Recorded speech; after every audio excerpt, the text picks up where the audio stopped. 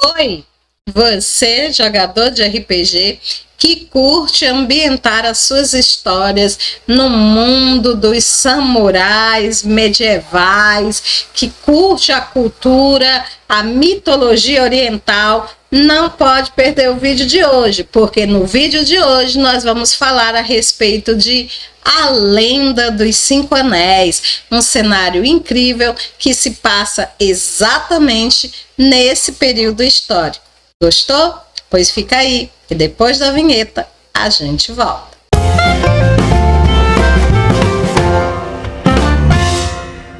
Oi, seja bem-vindo ao canal Fessora Nerd. Eu sou Francinete Coutinho e este é mais um vídeo para o quadro Que Mundo é Este? Um quadro no qual eu falo a respeito de cenários de RPG de mesa, exatamente, cenários onde você pode ambientar as suas aventuras de RPG.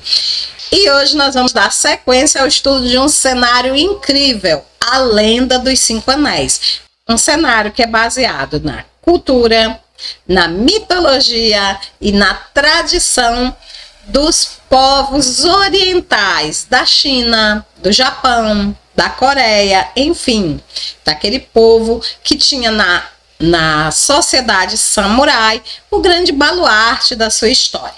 Em Lenda dos Cinco Anéis, no entanto, temos que deixar bem claro que, além dos fatos históricos e mitológicos, há também uma grande dose de fantasia e imaginação.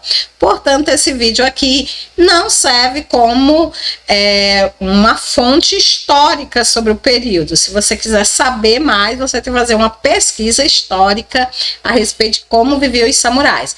No entanto, se o seu objetivo não é estudar história e sim fazer histórias, este cenário é incrível e você precisa conhecer. O quê? Caiu aqui de paraquedas e nem sabe do que eu estou falando? Eu estou falando de RPG, Roleplay Games, jogo de interpretação de papéis. Não sabe o que é? Nunca ouviu falar? Pois não fica preocupado, porque eu deixei um link aqui no card que vai te levar para outra playlist, onde eu explico passo a passo o que é o RPG, a playlist RPG para iniciantes. Vai lá, dá uma olhadinha que você vai adorar.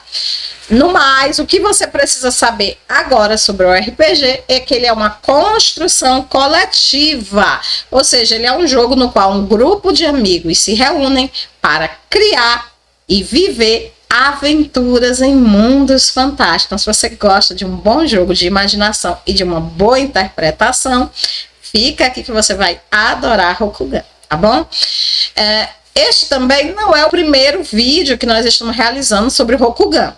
Não, eu já falei sobre a história, eu já falei sobre a política, a geografia, a economia, tá? Já falei sobre os costumes sociais e hoje nós vamos dar sequência falando a respeito da justiça, como ocorre, como é pregada a justiça no Império Esmeralda, outro nome pelo qual Rokugan é conhecido, e também sobre as guerras, né? Como são os procedimentos militares dentro de Rokugan. Ficou interessado, hein? Sabia que você ia gostar. No entanto, se você é metódico e gosta de começar as coisas pelo começo, ou se você quer saber muito mais a respeito de Rokugan, não deixa de olhar o card. Lá tem outro link que vai te levar para a playlist onde tem todos os vídeos sobre este cenário. Tá bom? E assim você não perde nada a respeito de Rokugan. Mas, se você vinha acompanhando os outros vídeos e está ansioso para ver como é que se faz justiça em Rokugan, me acompanha que o vídeo vai começar. Vamos lá? Bom, pessoal, vamos então falar sobre crime e castigo em Rokugan. Ou seja, como é feita a justiça no Império Esmeralda. Primeira coisa que você precisa saber é que em Rokugan é reconhecido praticamente os mesmos tipos de crimes que são reconhecidos em qualquer outras culturas, como por exemplo, assassinato, roubo, suborno, falso testemunho e etc. Porém, em Rokugan, a identificação e a punição dos crimes é complicada por vários fatores, mais notavelmente as restrições sociais da ordem celestial, bem como o conceito Rokugani do que constitui uma evidência aceitável de culpa. Simplificando para você entender, é mais ou menos o seguinte: os crimes mudam de acordo com a chamada ordem celestial, ou seja, a ordem social de Rokugan. O que é crime quando praticado por um reimi, né, por um camponês, pode não ser considerado crime quando praticado por um samurai ou pelo imperador. Então, essa questão social, ela faz com que a noção de crime ela seja bastante variável, bem como também a evidência de culpa, que em Rokugan também é diferente das evidências de culpa em outras culturas. Ou seja, a forma de se provar se alguém realizou ou não realizou um crime varia muito, né, em Rokugan.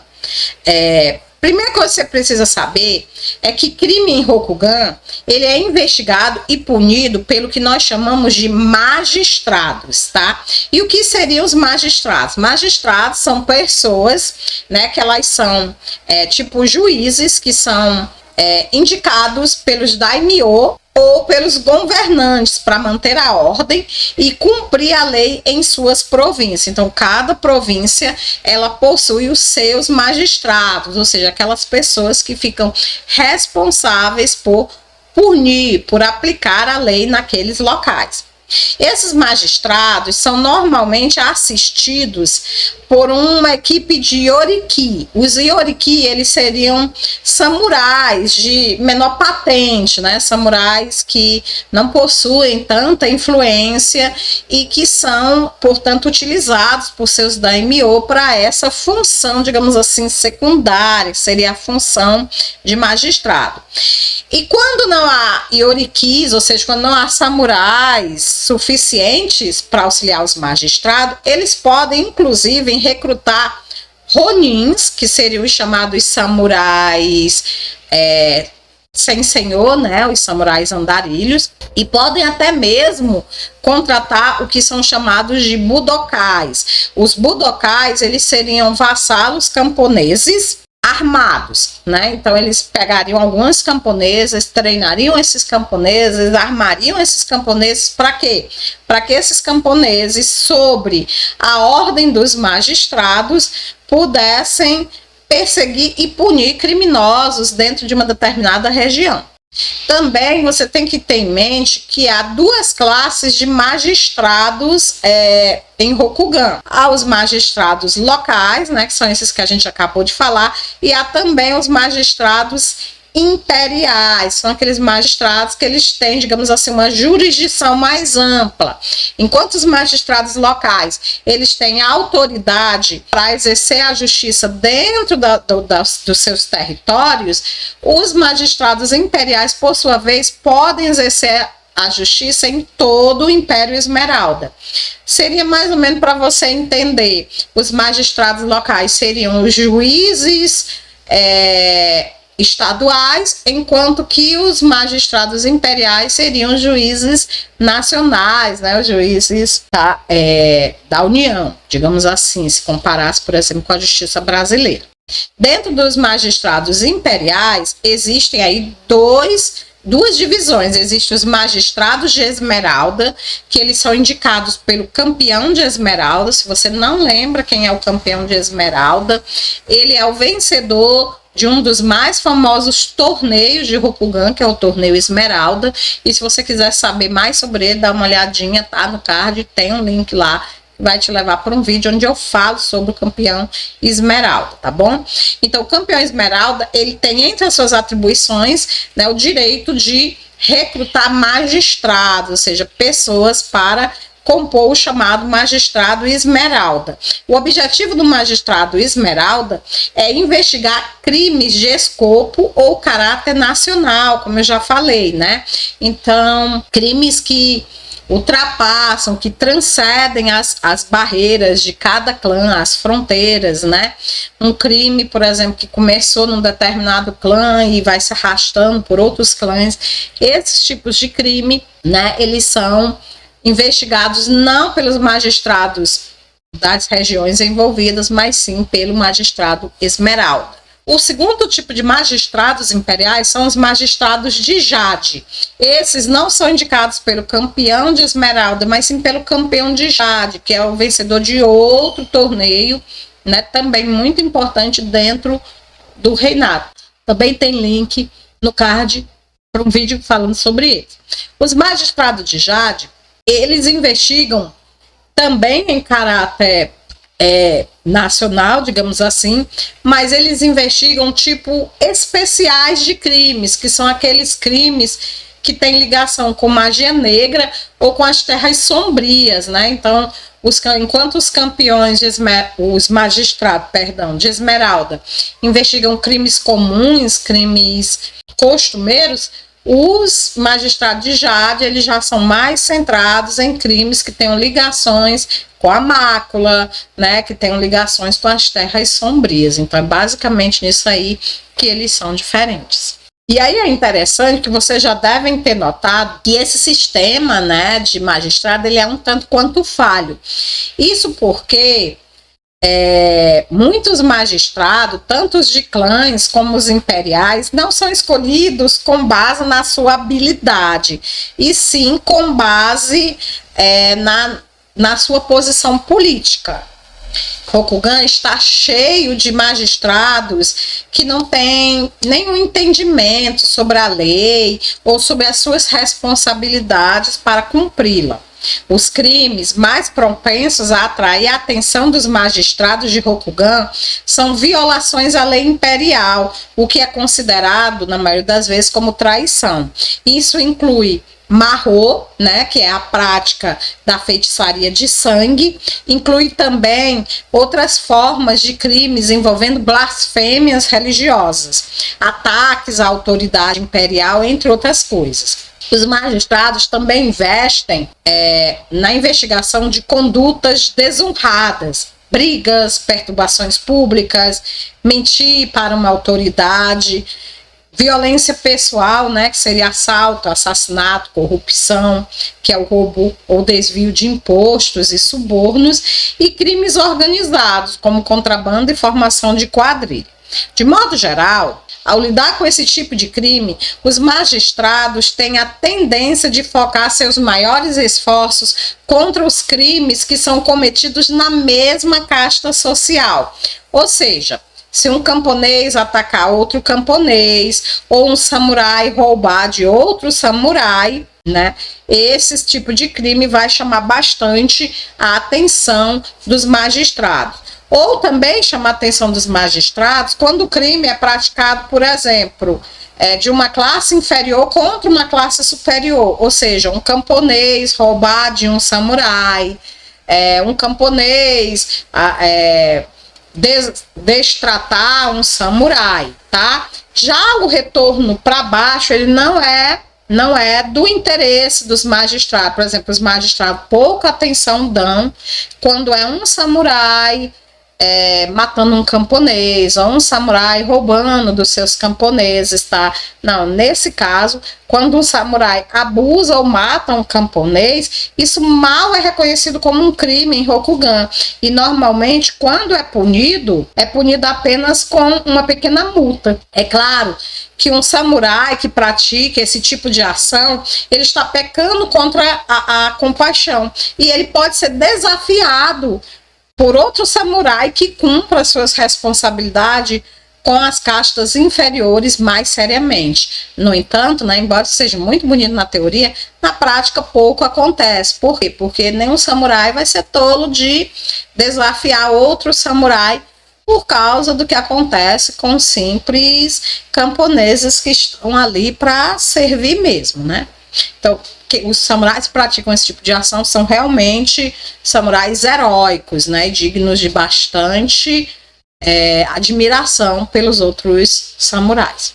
Você deve estar percebendo que a justiça criminal de Rokugani é bem diferente dos conceitos ocidentais, e de fato é mesmo. Poderia-se dizer, de acordo com os nossos padrões de justiça, que não há justiça em Rokugan. De fato, em Rokugan tudo o que importa é o testemunho ocular e a evidência física direta.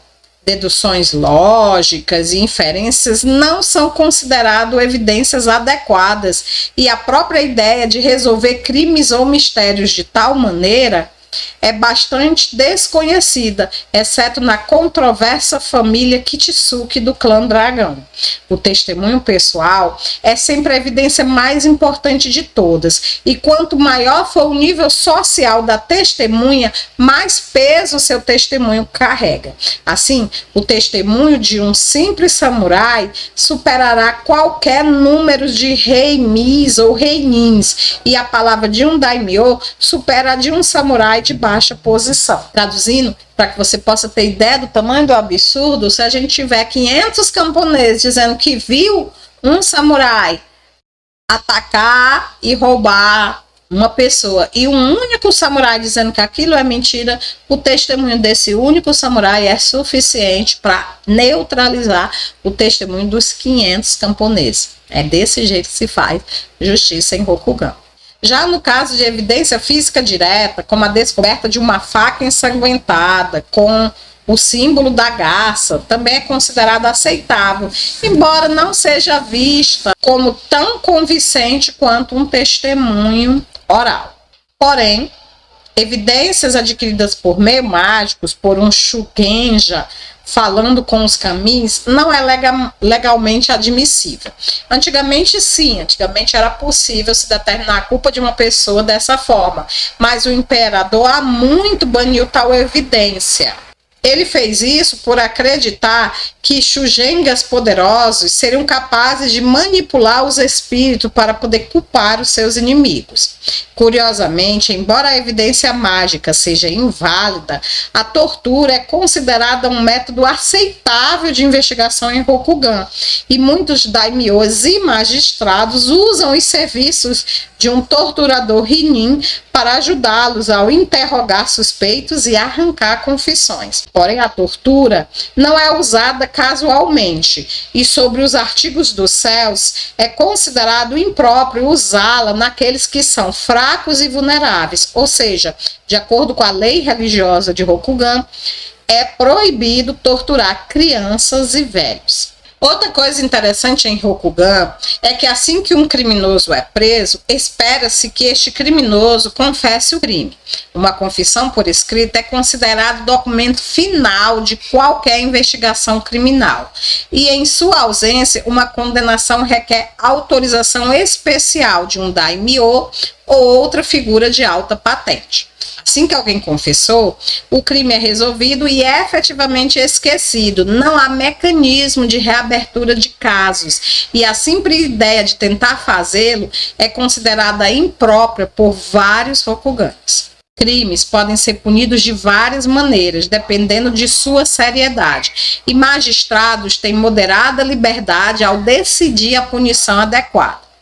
Qualquer crime realmente sério, como assassinato, marro, formação de quadrilha ou traição, é normalmente punido com a morte, forca ou decapitação. Tipicamente, embora para traição seriam punições mais hediondas que possam ser usadas, como, por exemplo, ser fervido em óleo ou crucificado. Se o criminoso é um samurai e confessor, ele pode receber permissão para cometer seppuku, ao invés de enfrentar a vergonha da execução. Outros crimes podem ser punidos de uma gama de maneiras, dependendo da seriedade da ofensa. Crimes sérios, como desvios de taxas imperiais, podem ser punidos com a morte ou com exílio, mas para samurais culpados de menores ofensas, como assalto, furto, desordem pública ou ferir alguém de menor posição, os magistrados podem empregar punições modestas, como aprisionamento, prisão domiciliar, multas ou reprimendas públicas. Punições para camponeses são geralmente mais severas do que para samurais. Um camponês culpado de furto pode ser sujeito a severo espancamento público, por exemplo, e um mercador culpado de um crime pode ter seus negócios e bens apreendidos. Se um samurai foi acusado de um crime, mas a evidência é inconclusiva, ou seja, não dá para se ter certeza, especialmente se o acusado e o acusador forem de igual nível social, né? É dessa forma que ela fica inconclusiva, afinal de contas, é a palavra de um samurai contra a palavra de outro samurai. Então, não dá para concluir quem é o mentiroso. Quando isso acontece, um magistrado pode autorizar um duelo para encerrar a questão. Assim que o duelo foi travado e vencido, a questão é considerada encerrada e mais nenhuma outra questão pode ser levantada sobre aquele assunto. Vamos falar então agora a respeito dessa forma de punição alternativa que existe em Rokugan, o duelo. Rokugan é uma sociedade regida por uma casta de guerreiros armados, que seguem um estrito código de honra e etiqueta. Quando um samurai é insultado ou difamado, e ainda mais se sua família, clã ou senhor são alvos de tais insultos e injúrias, ele normalmente responderá lançando um desafio de duelo. Duelos são consideradas a resposta apropriada e socialmente aceitável para qualquer situação em que um samurai sinta que a honra e reputação foram ameaçadas ou comprometidas. De fato, falhar em lançar um duelo significa que o insulto ou injúria original é deixado de lado, na prática, tornando-o verdadeiro. Inversamente, assim que um duelo foi lançado, o outro samurai deve recuar e se desculpar, desfazendo a injúria que cometeu, ou defender suas palavras com laço. Recuar, é claro, é uma grande perda de prestígio e compostura. E um samurai sábio nunca causará um insulto ou acusação sem estar preparado para apoiá-lo em um duelo. Duelos nem sempre são até a morte. Samurais não devem jogar suas vidas fora sem motivo. E quando o insulto ou ofensa que causou o duelo não é de grande magnitude, um duelo até o primeiro sangue, ou até que um combatente reconheça a derrota, será considerado suficiente. Quando o insulto é sério, porém, duelos são sempre letais e encerram apenas quando um ou ambos participantes estão mortos. Independente se são até o primeiro sangue ou até a morte, um duelo realmente honrado deve ser autorizado por uma autoridade maior. Tipicamente, isto requer a permissão do daimyo de cada samurai, mas outros samurais de alto nível, como oficiais imperiais e governadores de distrito, podem aprovar duelos também, especialmente duelos até o primeiro sangue. Magistrados têm o poder de autorizar duelos para provar a culpa ou inocência de um acusado criminal. Duelos não autorizados são um fato regular na vida de Rokugani, especialmente quando as paixões de um samurai se envolvem. Embora tais duelos sejam considerados socialmente escandalosos e impróprios, eles não são punidos da mesma maneira que assassinato. Tipicamente, o samurai é sujeito a pouco mais do que uma prisão domiciliar ou uma reprimenda pública. Tradicionalmente, qualquer samurai que porte uma katana está transmitindo sua capacidade de defender-se, e se for desafiado a um duelo, ele deve lutar por conta própria. Um samurai que carregue apenas uma faca ou uma wakizashi, como o típico cortesão ou shugenja, está dizendo que não é um guerreiro e, portanto, não pode lutar com os seus próprios duelos. Se for desafiado, ele pode escolher um campeão para lutar por ele. Igualmente, se tal samurai desafiar outro, espera-se que ele tenha um campeão disponível para lutar por ele. Normalmente, daimyos suprirão campeões para serem samurais, embora eles possam se recusar a fazê-lo se considerarem que o duelo tenha justificativa insuficiente. Assim que o duelo é resolvido, espera-se que a parte derrotada compartilhe o destino de seu campeão, cometendo seppuku se o duelo foi até a morte. Assim que um desafio foi lançado e aceito, a parte desafiada terá permissão de especificar hora e local do duelo, um costume conhecido como os direitos do desafiado. Quando as paixões estão exacerbadas, o duelo pode ser aceito e travado imediatamente, mas é mais comum a parte desafiada escolher um local simbólico ou belo em alguma hora significativa, como o amanhecer. Em teoria, um duelo pode ser marcado para semanas ou meses após a aceitação, às vezes chegando a 1 ano, embora nunca mais do que isto. Mas atrasar um duelo desta maneira é por vezes considerado uma falta de autoconfiança ou até mesmo covardia. Pessoal, né? Fácil ser samurai em Rokugan, né? Vamos falar agora um pouquinho a respeito dos chamados duelos não convencionais. Já que Rokugan é uma sociedade altamente tradicional, o duelo de Iaijutsu é considerada a real e adequada forma de duelar, o único meio apropriado de resolver uma questão de honra. Daí a importância de usar uma espada e apontar campeões para aqueles que não podem lutar por si. Há 2 circunstâncias em que isto pode mudar. Primeiro, acordo mútuo. Em alguns casos, as 2 partes de um duelo podem concordar em resolver seu conflito por algum outro método que não o Iaijutsu, ou seja, a luta de espada. Isto é mais provável de acontecer se as 2 pertencerem ao mesmo clã ou seguirem o mesmo caminho da vida. Por exemplo, se o desafio ocorre entre 2 arqueiros Tsurugi, eles provavelmente resolverão a questão seus arcos ao invés de espada. Similarmente, Shugenjas que se desafiam são famosos por travarem duelos de poder mágico, conhecidos como Tairujiai, ao invés de permitirem que um Yojibo duele por eles.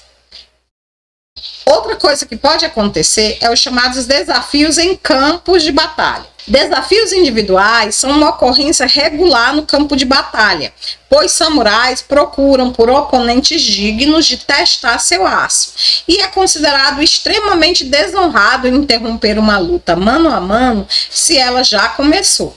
Alguns confrontos em campos de batalha são de fato duelos de Iaijutsu formais, mas frequentemente eles são simples disputas de força armada, com os combatentes usando suas melhores armas e perícias.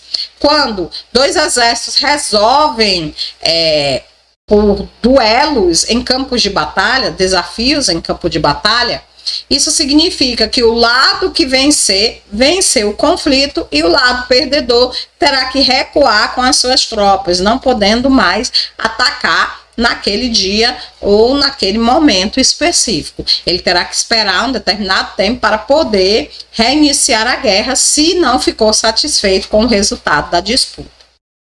Também o lado vencedor não poderá matar, prender ou impor, né, a sua força sobre o lado derrotado, apenas aguardando que o lado derrotado recue do campo de batalha para que ele possa assumir o espaço que ele deixar livre. Legal, interessante, né, pessoal? Outra coisa muito interessante também em Rokugan são as chamadas dívidas de sangue, que é sobre o que nós vamos falar agora. Rokugan é uma sociedade governada por honra, e espera-se que os samurais defendam esta honra com aço. Se um samurai é morto em um duelo não autorizado pela incompetência ou negligência de outro samurai, a família do falecido tem o direito de declarar uma dívida de sangue contra o responsável. Dívidas de sangue podem, por vezes, ocorrer quando é impossível punir um crime, insulto severo ou outra grave ofensa pelos métodos normais da justiça ou duelo Rokugan. Por exemplo, se a família de um samurai é deixada na pobreza e desgraçada pelas maquinações políticas de outro, ela pode declarar uma dívida de sangue para vingar isto. Quando um samurai declara uma dívida de sangue, ele deve aparecer perante seu daimyo e requisitar permissão formal, como que para um duelo. Poucos daimyos recusam, pois uma dívida de sangue é considerado um meio honrado e socialmente aceitável de buscar vingança. O daimyo emitirá uma autorização por escrito para a dívida de sangue e, assim que ela está pronta, um estado de guerra efetivamente existe entre a família do samurai e a do ofensor. Samurais que buscam uma dívida de sangue devem carregar a autorização escrita do daimyo consigo para prevenir qualquer mal-entendido com as autoridades e magistrados locais. Os que interferirem em uma dívida de sangue estão interferindo em uma tarefa honrada e podem enfrentar a severidade que o samurai vingativo deseja. Uma dívida de sangue termina quando a parte ofensora é morta. Neste ponto, toda a violência deve cessar e o samurai vingador deve partir pacificamente. É claro, morte por dívida de sangue pode resultar em outra dívida sendo declarada em resposta, com a família do ofensor morto buscando sua própria vingança. Assim, dívidas podem escalar e crescer até chegarem a liagem inteiras por múltiplas gerações. As notórias dívidas entre os clãs Leão e Garça, que duraram quase 10 séculos, se originou com um atrito entre Kakita e Matsu no amanhecer do Império. Já pensou, gente, uma dívida de sangue se arrastando aí por 10 séculos, quanta gente não morreu? Pense numa dívidazinha cara, né?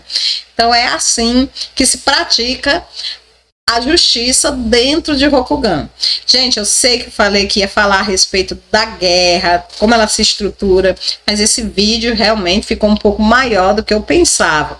Então, acho melhor a gente dar uma paradinha por aqui e a gente volta depois com um outro vídeo falando apenas sobre a guerra em Rokugan. Espero que vocês tenham gostado desse vídeo, que ele tenha dado para vocês inúmeras ideias de como ambientar, né, as aventuras de vocês, de como utilizar essas questões de duelo, de vida de guerra, justiça, para criar, né, histórias, criar aventuras, tá, no mundo de Rokugan.